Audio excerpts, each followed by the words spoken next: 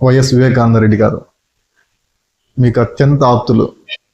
ఎట్లా ఫస్ట్ ఎట్లా పరిచయం, ఆ తర్వాత ఎట్లా మీరు బలపడింది, ఏమి మీ మీ పొలిటికల్ కెరీర్లో ఆయనతో మీకున్న సన్నిహిత్యము ఏమి? నాకు వాళ్ళ కుటుంబంలో చాలామంది ఉండరు.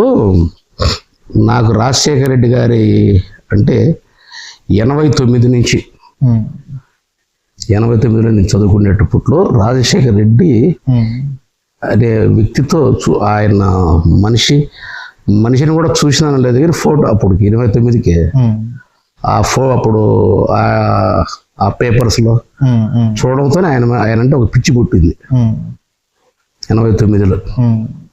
అప్పుడు కడప ఎంపీగా పోటీ చేసాడు ఆయన. నేను 10th క్లాస్ సుండపల్లి హై స్కూల్లో ఎస్పీలుగా ఉండ. అప్పుడు ఆయన సీఎం అంట అన్నారు, మళ్ళీ ఎంపీ అయినాడు ఆయన. మళ్ళీ ఆయన కానీకన్నా 3 సీఎంలు మారినారు అప్పుడు. మరి చెన్నారెడ్డి గారు, కోట్ల విజయభాస్కర్ రెడ్డి గారు, నేదురుమల్లి జనార్దన్ రెడ్డి గారు. ఈయన వస్తే మాకందరికి ఇబ్బంది అనేటట్టు అందరూ ఈయన ప్రజల్లో అభిమానం ఉంది కానీ నాయకుల్లో పైన స్థాయిలో పట్టు లేకుండా పోవడం అప్పుడు ఈయన తొక్కి సీఎం కాకుండా చేసినారు. ఆయన అంటే ఒక అభిమానం కాదు, పెద్ద పిచ్చి నాకు. తర్వాత అప్పటికి ఆయన పరిచయం కూడా లేదు నాకు. ఆయన అంటే ఒక అభిమానం పిచ్చితో ఉన్నాము. తర్వాత 89లో మనకు నాగిరెడ్డి గారు ఎమ్మెల్యే అయినారు. మండిపల్లి నాగిరెడ్డి గారు 85 ఎమ్మెల్యే, మేము చిన్నవాళ్ళము. మళ్ళీ 89 ఎమ్మెల్యే రెండోసారి. తర్వాత ఆయన మన హైదరాబాదు అంటే మన రాయచూట్ నుంచి కడప పోతాడు అంబాసిడర్ కారులో అనుకుంటా. ఆయన ఆయన కృష్ణారెడ్డి ఎండపల్లి అని ఆయన నాకు పరిచయంలే. ఇక నాగిరెడ్డి గారు కూడా పరిచయం తెలుసు, ఎమ్మెల్యే అని చూసినాము. తర్వాత మనకు దగ్గర పెద్దపల్లి రాజారెడ్డి అని ఆయన ఉంటాడు. ఆ కారులో ఆయన కూడా ఉన్నాడు, మన పింఛ ఆయన యాక్సిడెంట్ అప్పుడు. ఇద్దరేమో చనిపోయారు అనుకుంటా, ఆయన ఎమ్మెల్యే నాగిరెడ్డి గారు, కృష్ణారెడ్డి అని ఆయన. మిగతా వాళ్ళు దెబ్బలతో బయటపడినారు. ఆ తర్వాత బై ఎలక్షన్ వచ్చింది మన రాయచోటి. అప్పుడు మనం రాయచోటితో ఉండే కదా, ఇప్పుడు రాజంపేట. అప్పుడు నాగిరెడ్డి కుటుంబంలో చాలామంది అడిగినట్టు అప్పుడు టికెట్, మరి కరెక్ట్గా నాకు తెలియదు. వాళ్ళ ఇంట్లో ఇంకా వేరే వాళ్ళ కుటుంబ సభ్యులు, నాగిరెడ్డి గారు భార్య కావచ్చు, వాళ్ళ కుటుంబ సభ్యులు చాలామంది ఉన్నారు. ఆనందరెడ్డి గారు ఎవరు తెలియదు అప్పుడు నాకు పెద్ద. తెరపైకి అయితే నారాయణ రెడ్డి వచ్చాడు అప్పుడు టికెట్, అంటే నాగిరెడ్డి వారసుడుగా. ఇక్కడ సుండుపల్లి రవీంద్రారెడ్డి అని మన అజయ్ అన్నాడు, ఆయన టికెట్ అడిగినాడు. ఇప్పుడు మేము ఇంటర్లో ఉన్నాము, సుండుపల్లి ఎంకార్ది. మళ్ళా ఆడ ఇద్దరు బంధువులు ఎట్లంటే బాగంపల్లి శివారెడ్డి అని ఉన్నాడు, లేడు ఇప్పుడు ఆయన. అమ్మకు మేనల్లుడు ప్లస్ ఆయనకు బావ. నారాయణ రెడ్డి వచ్చి బావమరిది, అంటే భార్యకు పెద్దనాయన కొడుకు. నాగిరెడ్డి అల్లుడే కదా ఆయన ముందు శివారెడ్డి. ఇంకా నాగిరెడ్డి ఎమ్మెల్యే గారు అన్న కొడుకు నారాయణ రెడ్డి గారు. ఇద్దరు టికెట్ పోటీ పడినారు, అంటే కాంగ్రెస్లోనే. అప్పుడు కోట్ల విజయభాస్కర్ రెడ్డి సీఎం అనుకుంటారు. అప్పుడు ఈయన ఏం చేసినాడు, ఈ శివారెడ్డి 100 చిల్లర పుట్టేళ్లతో డిన్నర్ పెట్టాడు అనమాట. మన సుండుపల్లి హై స్కూల్, కాలేజీ అంతా ఒకటే. ZP high school, MKR junior college అక్కడ మన సుండుపల్లి ఒకే గ్రౌండ్ అది. ఆ గ్రౌండ్లో 100 చిల్లర పుట్టేళ్లను కోసి వైఎస్ రాజారెడ్డి గారు చీఫ్ గెస్ట్, ఆయన్ని పిలిచినాడు. పిలిచి అందరికీ డిన్నర్ పెట్టి అక్కడ స్టేజ్ అప్పుడు హై స్కూల్ స్టేజ్ ఏం చేసిన అంటే దేవుడు ఏంలే ప్రమాణకం చేతుల్లో చేసి రాజారెడ్డి చేతిలో నారాయణ రెడ్డి గారు, ఈ పక్క రవీంద్ర రెడ్డి గారు చేసినారు. అది చేయించిందంతా మన బాగంపల్లి శివన్న. ఏమని చేయించిన అంటే కాంగ్రెస్ టికెట్ ఎవరికి వచ్చినా, అట్లా నారాయణ రెడ్డి గారికి వచ్చినా, రవీంద్ర రెడ్డికి వచ్చినా, అంటే ఈయనకి 2 కళ్ళు లాంటి వాళ్ళు ఇద్దరు. ఈయన బావమరిది, ఆయన బావ. కాబట్టి ఆయనకు ఇబ్బంది అని రాజారెడ్డి గారితో చేయించినాడు. ఆ రోజు పరిచయం రాజారెడ్డి గారు ఫస్ట్ టైం. అప్పుడు రాజశేఖర్ రెడ్డి చూడలేదు, చూడనట్టు నేను. ఆ రోజంతా ఆయన గడిపిన దాదాపు 2-3 గంటలు 4 గంటలు ఉండేట్టున్నాడు మధ్యాహ్నం నుంచి సాయంత్రం వరకు. ఆయనతో కలిసి ఆయనతో పూర్తిగా ఉన్నాము. 89-90 ఆ ప్రాంతం. 89 ఎలక్షన్ కదా, 92 చివర 93 స్టార్టింగ్. ఆ రోజంతా 3-4 గంటలు ఉంటారు రాజారెడ్డి పూర్తిగా ఆయనతో గడిపిన. మళ్ళా టికెట్ ఆయనకి నారాయణ రెడ్డి గారికి వచ్చింది.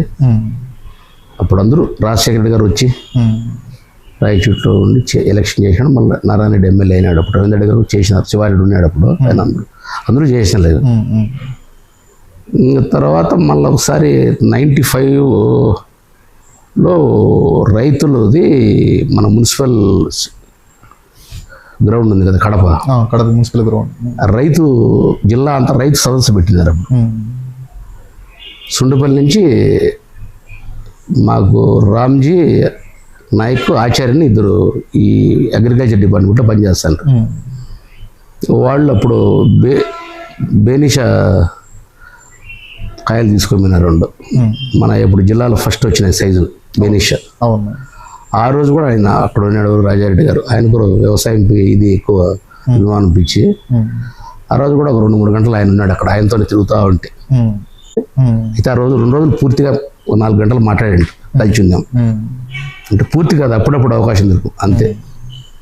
ఆ 2 సార్లు ఆయనతో కలవడం. మళ్ళీ ఆయన యాక్సిడెంట్గా ఇది అయిపోయింది.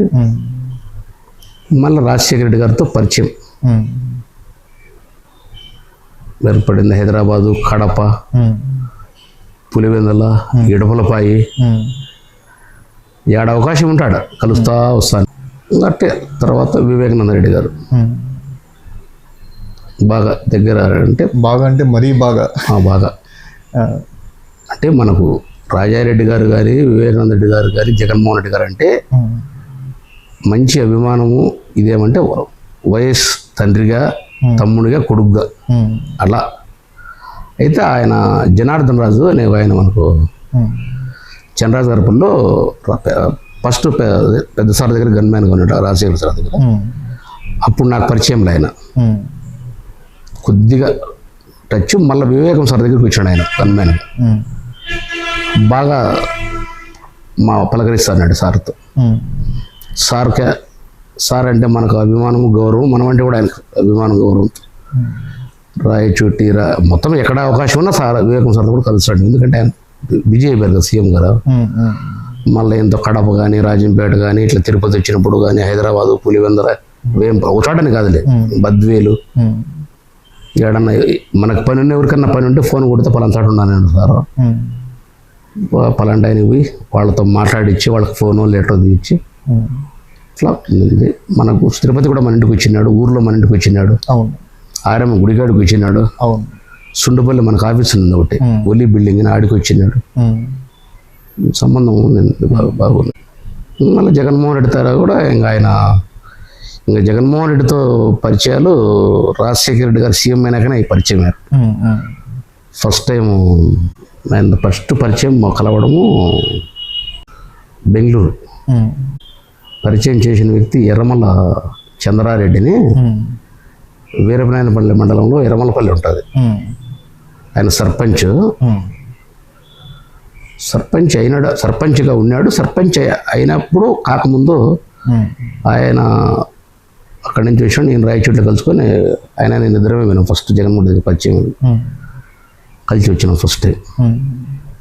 మళ్ళీ హైదరాబాద్లో కలిసినాము, మళ్ళా ఇడుపులపాయలో కలిసిన, పులివెందులో కలిసిన, చాలా చోట్ల కలిసినాము. కానీ మళ్ళీ సీఎం అయినాక కూడా 2 సార్లు కలిసినాము. ఎప్పుడు రాజంపేట వెళ్ళిపోయాడు, సీఎం అయిన ఫస్ట్ టైంలో రాయచోటి వెళ్ళిపోయాడు గ్రౌండ్లో. మళ్ళా 2వసారి ఎలక్షన్ ముందు రాజంపేటకు వచ్చాడు కదా, వెళ్ళిపోయాడు దగ్గర. సీఎం అయినా కలయిక. కానీ వివేకానంద రెడ్డితో కొన్ని వేల కిలోమీటర్ జర్నీ కూడా చేసింట. అసలు చాలా గొప్ప రిలేషన్ కదా. చాలా మందికి ఉన్నింది, వాళ్ళలో నేను ఒకడిని. వాళ్ళ కుటుంబంతో చాలా మందికి బాగా సంబంధాలు ఉన్నాయి. సో వివేకం సార్తో వాళ్ళల్లో నేను ఒక్కడిని. కొన్ని సందర్భాలు ఏమన్నా మీకు బాగా మీ ఇద్దరి మధ్య జరిగిన కొన్ని సంబంధాలు ఏముండవు. ఎప్పుడు ప్రజల గురించి మాట్లాడుతూ ఉండేవాడు ఆయన. వ్యవసాయం గురించి మాట్లాడతాడు బాగా, తర్వాత పబ్లిక్ గురించి. ఎలక్షన్ అప్పుడే పార్టీలు అనేవాడు అంతే. మళ్ళీ ఒక పార్టీ లేదు, కులము లేదు, మతము లేదు. ఎవరు వచ్చినా లెటర్ ఇవ్వడమా, ఫోన్ చేయడమా, లేదు సార్ మీరు వస్తే పని జరుగుతుందంటే ఎంత దూరమైన కార్లు గుర్తుపెట్టుకొని పిలుచుకొని పోతాడు ఆయన. అది వాళ్ళు నేర్పించిన విద్య. రాజశేఖర్ సార్ కూడా అంతే. తెలిసినోడు పోయినా లెటర్ ఇస్తాడు, తెలియని పోయినా లెటర్ ఇస్తాడు, ఫోన్ చేయమంటే చేస్తాడు. ఇప్పుడు సీఎం కాకముందు మాట నేను చెప్పేది. మళ్ళీ సీఎం అయినాక అది మహాసముద్రం అయిపోయింది అనుకో. కానీ ఆ క్షణాలు, ఆ మరణ వార్త విన్నప్పుడు ఎట్లా అనిపించింది మీకు? నాకే అర్థం కాలేదు. పొద్దున్నే తెల్లవారుజామునే ఫోన్లు వచ్చినాయి. ఇప్పుడు లేచి ఫోన్ ఛార్జింగ్ ఉంది బెడ్రూమ్లో, బయట హాల్లో ఉంది. చూస్తే మిషిడ్కాలు ఉన్నాయి. టీవీ ఆన్ చేయి, నాకు ఎవరు చెప్పరా డైరెక్ట్ టీవీ ఆన్ చేయమన్నారు అందరూ. ఇప్పుడు సెల్లో కూడా నెట్ అంత లేదేమో, సెల్ నాకు ఎవరు చెప్పరా డైరెక్ట్గా. ఫోన్ చేస్తే చూస్తాం. ఊర్లో ఉన్నా, ఇమీడియట్గా ఇంకా ఆ రోజంతా ఆడే ఉన్నా. నైట్ వచ్చేసిన ఇంటికి. మళ్ళా తర్వాత మరుసటి రోజు దానం చేశాం. జగన్మోహన్ రెడ్డి గారు వచ్చిన్నారు. ఊరికే ఆ రోజు ఆయన అందరూ చేతులు కలిపినారు అంతే. కానీ ఈ వర్గం చాలా కోల్పోయింది కదా ఆయన మరణంతో. ఆయన మరణం వల్ల వర్గం చాలా కోల్పోయింది కదా. రాజశేఖర రెడ్డి అంటే మనం రాజశేఖర రెడ్డి గారిది మహాసముద్రం అది. ఆయన ఎక్కడో ఢిల్లీనో హైదరాబాద్ అట్లుంటా ఉండేవాడు. అంటే అవకాశం ఉంటే ఆయన మనం ఎవరైనా కలవగలుగుతారంటే చేస్తాన్నాడు. అది కొద్దిగా అంటే అందరూ కలవలేదు కదా హైదరాబాద్. అవునవును. ఈయన సీఎం తమ్ముడిగా, ఈయన ఒక సామాన్య మనిషి కార్యకర్త. నేను వయస్సు తమ్ముడిని వివేకానంద రెడ్డి, నేను ఎమ్మెల్యే ఫీలింగ్ లేదు. మనకు వార్డు మెంబర్ సర్పంచ్ అయితేనే లెవెల్ ఎక్కువ ఉంటుంది మన వాళ్ళకి.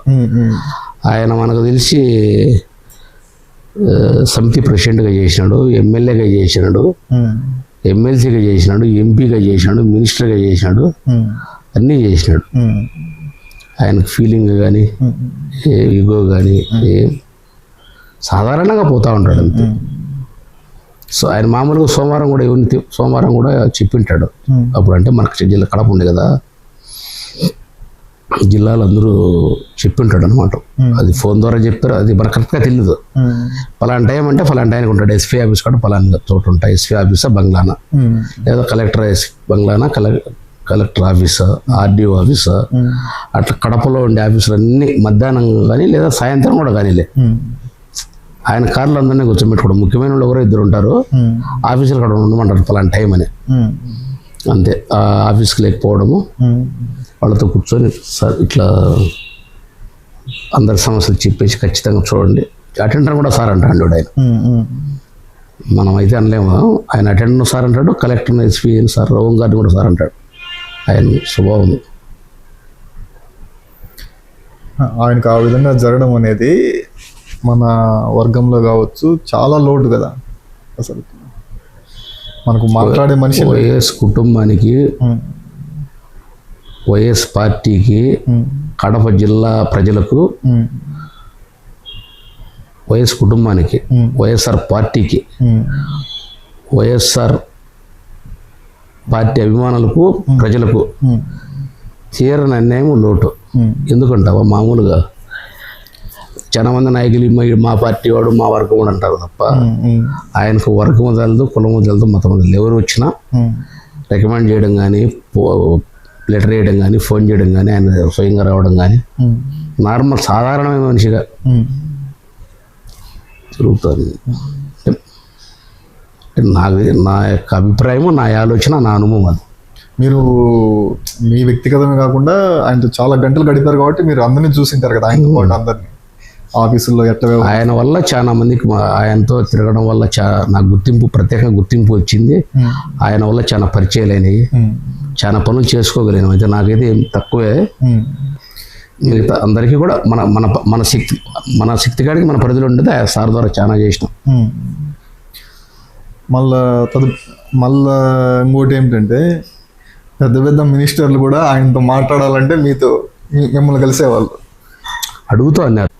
సారు పవర్లో ఉన్నప్పుడు కొంతమంది పేర్లు అవసరంలే, ఒక స్థాయిలో ఉండే పదవి ఉండేవాడు కానీ పదవి లేనివాడు కానీ ఫోన్ చేసి అడుగుతూ ఉన్నారు. అంటే కరెక్ట్గా తెలుస్తూ ఉంటుంది టైం ఏడున్నాడని అడుగుతా అంటే మనం చెప్తా ఉన్నాము. కొంతమంది పిలుస్తా ఉన్నారు కలవాలని, పిలిస్తే పోతా ఉన్నా, అడ్రస్ చెప్పంటే కనుక్కొని చెప్తా ఉన్నాము. తర్వాత రాజశేఖర రెడ్డి మరణం తర్వాత ఈయన కాంగ్రెస్లోనే ఉండాలా అనేది ఒక ఆలోచన. ఇతను ఉన్నాడు కాంగ్రెస్ పార్టీలో ఉన్నాడు వివేకం. మీకేమనిపించింది అప్పుడు? దానికి ఉదాహరణ ఏమేమంటే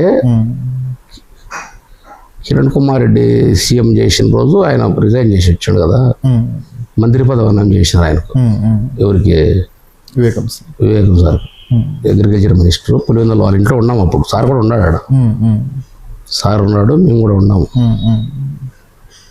ఏ ఊరిలో మనకైతే తెలియదు కానీ గేటు ముందర పటాకులు తెచ్చిపెట్టినారు. అంటే సార్కి పదవి వచ్చిందని. సార్ వైఫ్ ఉంది కదా సౌభాగ్య మేడము, ఆయన స్వయంగా నీళ్లు ఉన్నాయి బకెట్లు, దానిపైన పోసింది పటాకుల పైన.